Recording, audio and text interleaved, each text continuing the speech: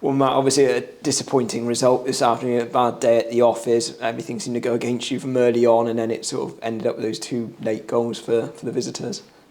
Yeah, I mean, all credit to Portishead. They deserved it today. We didn't put in the shift. We have to take responsibility for our actions. We were not good enough on the day. There was a lot of players out there today that maybe need to have a look at themselves and ready for next week and sort of sharpen up, ready for the next game. It's almost following on from the men's game yesterday, a couple of injuries in the first half. A key one for Tania Wright, who went off early. What happened there? Tania started feeling her quad in the warm-up. We tried to stretch it out, hoping that it might sort of ease off. Said to her to give it the first couple of minutes, but it was very apparent after 5 minutes it just wasn't going away. And I think my main concern was I could try and force her to play on, cause more injury, and then lose her for a longer spell in the season, or I could just bite the bullet now and bring her off, and hopefully it'd be just maybe a couple of days and she'll be back out for next week, but I don't know.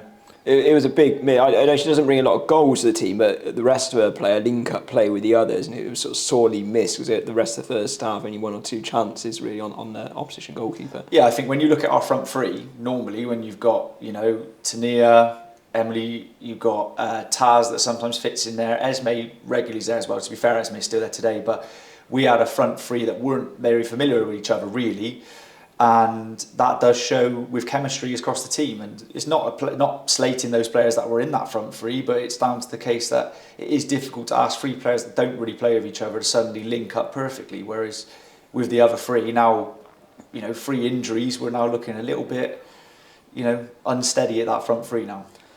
Fair play to Portishead. Second half, they sort of came out fighting. They didn't look like they wanted to settle for a draw, and they've ended up winners, as you said, deservedly so. I mean, what were the main messages at half-time? Did you expect them to be sort of as strong as that in the second half as it went on?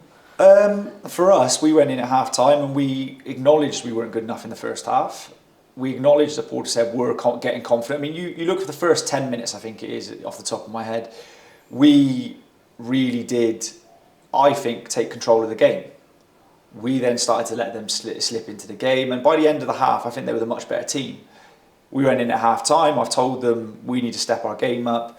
We came up, and I just don't think we ever gained that control back off Portishead. And the 2 goals, looking back on them, both led from 2 mistakes we've made. We have to take responsibility for our own actions. I mean, take nothing away from Portishead. They've turned up with the squad that we thought they would turn up.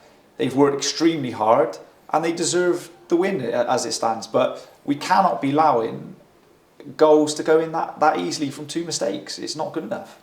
It must be more annoying because you had sort of the squad of 16, or effectively I think 15, because Jade Well wasn't fit enough to come on, and you're trying so many different things. In the end, you just couldn't get through a pretty resilient back 4.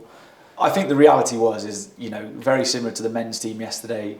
I had to make 3 changes in the first 25 minutes because of players that are normally first team players have all come off with some kind of injury. After that, your game plan goes out the window and you are literally then just trying to figure your way back into the game.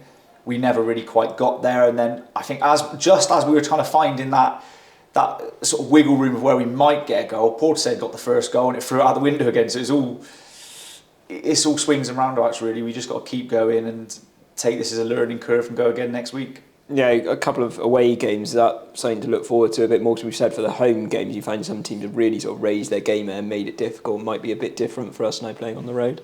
Yeah, it will be. I mean, we know, I haven't seen Poulton's result today, but we know Poulton have had a bit of turnaround in form as well. So we've got to go into that game and expect that they're not going to be the same team that we played at the start of the season. We've got Ilminster and Banwell away both coming up, both 2 teams that we have a lot of respect for.